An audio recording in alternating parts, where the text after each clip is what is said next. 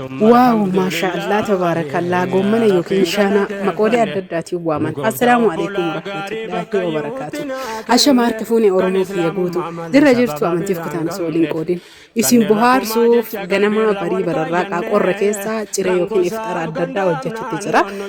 أكو ما ستر جتن كانت إليتي يتوني كن كتا يوكين غرغلچا قفتا مينانو كيسانيت مال جدام جلقبا في أكو ما ستر جتن كانا قراني فلطتا جرا يوكين أموتو يو قران ibidda jala kaad qopheeffataa jira hordoftoota fi kabajamtoota kiyyaa kun nu bira hirrooba lafti qorraa lafti bakka asitti dhoqqeen hin jiru waan isin ajaa'ibaarra magaalaa kana jechu sababni ani jaaladhee fi hedduu hin dhoqqaa'u bubbee hin qabu lafti ashawaadha yeroo bellee yooma san jechuudha bakka kanaafi qoraan akkam isin argitan kanatti ergaa falaxadhee qopheeffadhee jedhee mee waa'ee jiruu fi jireenyaallee asirratti wal wajjin haa dubbannu viidiyoo kana ittiin bohaaruu keessan qofa osoo hin tahiin akka irraa barattan barbaada qoraan amma ani ol fuudhe harka kiyya irratti argitan tuni qarshii 50 haga 60 akka naannotiin asitti ammoo osoo jechuu dur maandaja irratti hojjedha jedhee ture dhugaa dubbachuu jechuudha qixxaa yookiin garagalchaa kana edda bukeessee bulche viidiyoo akka jechuun sirritti isin titolee bohaartaniif malee dura maandaja irratti hojjedhadhee maandajaa qabsiisee asumaan barnoota gaarii eelee duraaniin as jalatti ibidda kibriitii yoo qabsiise yeroo baay'ee na dhibdu maandajaa irratti qoraan qabsiise yogguu gara isii garagalchuu waaw maashaallah nan dhibne yooma sannaa qabatee isiniin jedha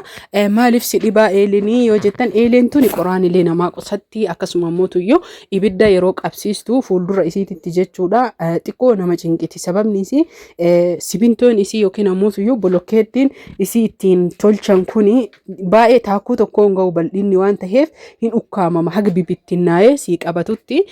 xiqqoo si cinqiti achi booda kunu akka margitan kanatti afoo kana qabsiisnee kaane booddee sanii ammoo gara duubaa dhiibnaa yookiin keessatti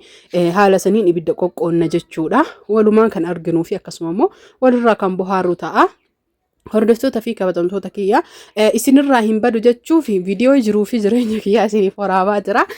baay'ee natti tola jechuudha wallahi gaafa viidiyoo kana hojjedhu hedduu miira gammachuutiin ganamallee yoo ta'e riba keessa qorraafuu yoo ka'uu dadhabellee natti tola bakka viidiyoo hojjedha jedhee waan hojjechuu san galgala qopheeffadhee bulee haala kanaan erga eeleenti yaa'oo itee jettee jala qabsiifadhee haala isin argitaniin rigee erga geessee kunoo qixxaa kiyyatti godhadhee itti qadaadee jira namootiin jaalattan jechuudha viidiyoo kana hiriyoota keessanii sheer gochuun qorras tahee oo'a ittiin bohaara akkasuma muutuyyuu irraallee jiruu biyya keessa sanii yaadadha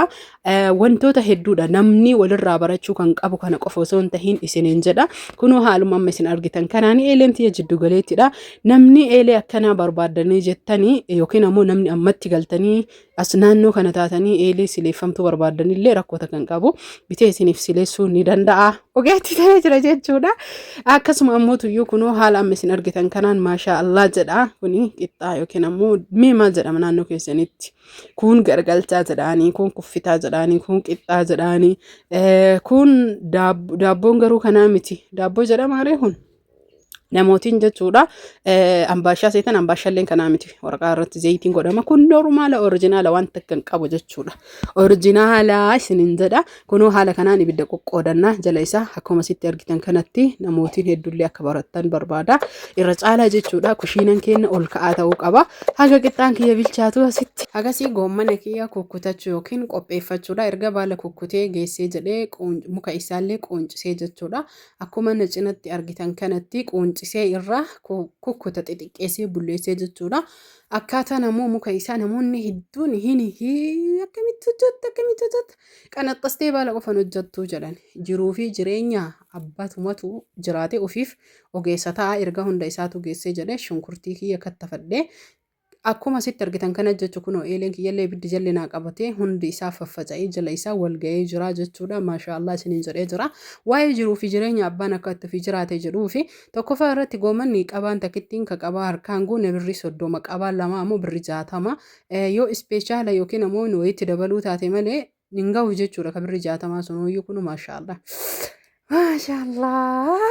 Maashaallah jedha dafa barreessaa koomantii illee akkasii oromooti yaguutu kana hunda jechuudha ani karaa salphaan hojjechuu hin danda'a garuu akka viidiyoon isinitti tolu viidiyoo hojjechuuf jecha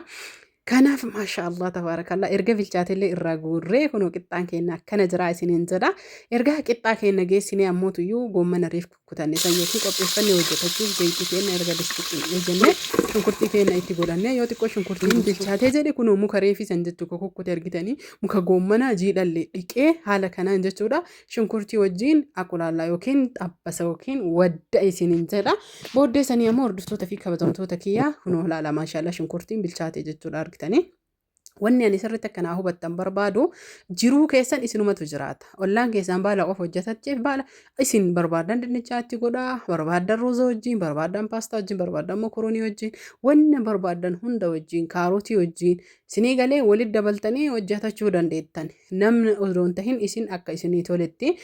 Kanaafi kun haala kanaanii sababni akkana godhee fi mukni dafee hin bilchaatu. Yeroo mukaa fi baala walirra ciccirullee ni jira. Kanaaf waan dafee hin bilchaannee fi erga shunkurtiin xiqqoo xabbafamtee jette isaa itti godhee erga qolli goommanaallee xiqqoo inni bilchaate soogiddaa fi qimamii yookiin bohaaraatti itti godhee qimamiin ani itti godhee mukallashaa yookiin ammoo tuyyuu qimamii walitti makaa yookiin bohaaraata mushakkalaati. Kanaaf natti guddatee bakka lamatti dhiqee isiniin jedha goommanni kiyyallee kunoo maashaallah kan itti bilchaate argitanii muyni waa'ee makarajii kanaallee irraa isinii hima takka jookii fayyadaminaan jette galatama obboleettii tiyya tiktookii jalatti taate sirratti taateen beeku yaada keessan naalaachuu keessanii hundi keessan wanna naaqisa ilmi namaa naaqisa qaba naa kennuudhaaf baay'ee hedduu isinitti naaf galatoomaa jira garuu yaada qaba sirratti makarajiin yeroo hedduu jechuun inni kun meeshaa nyaatatti yookiin ammoo hojii ittiin ofii kiyyaaf biratti ittiin hojjetadhu bishaan yoo kufellee keessaan jigu dafee fakkeenyaaf wanna dhiquu wanna ta'e kun jookiin ammoo tas akkana jigaa daa'immantu si bira dhufaa waa fudha yoo jette kufaa kanaaf jookiin hin fayyadamu makarajii fayyadamuun isin hundaafuyyuu bareeda kamana fincaanilee addatti maal rakkoo qaba kamana keessa fayyadamtanii kun goommanni keenya bilchaataa jira isiniin jedha namootiin barbaadan qullubbii duras itti godhuu ni dandeettanii ana ammoo qullubbii yeroo akkanatti inni bilchaate kana itti godhuu jaaladha. Goommanni kun goommana jiidhaadha bishaan jalqabaaf goommanni naa baase jechuu aga galee jedhe goommana jiidhaa reef argadhe kun goommana jechuudha masnuu goga qilleensatiin kun hoo maashaallah tabaarakallaa akkana jira haa nyaannu haadhuu nu waraabula sheer sabiskiraayib godhaa hundi keessan waliif qooda.